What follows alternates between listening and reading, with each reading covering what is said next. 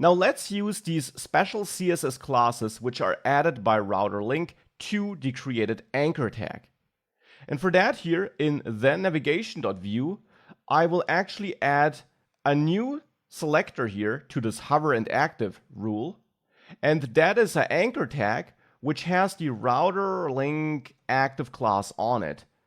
So a.router-link-active. This tells CSS that I want to apply these styles to every anchor tag which has this CSS class on it. And if I do that and save this, you now notice users is highlighted. If I click on teams, that stays highlighted.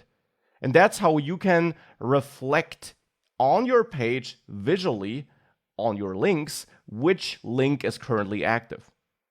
Now, as a side note, you have two classes on there, router_link_active, which I'm using for styling here, but also router_link_exact_active.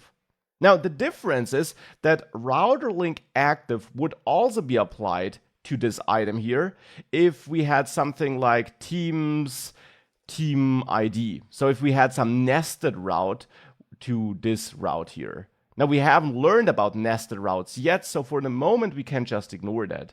But the difference is that router_link_exact_active will only be applied to the navigation item that's fully matched by the current path, whereas router_link_active will be applied to any navigation item which contains a part of the currently active route.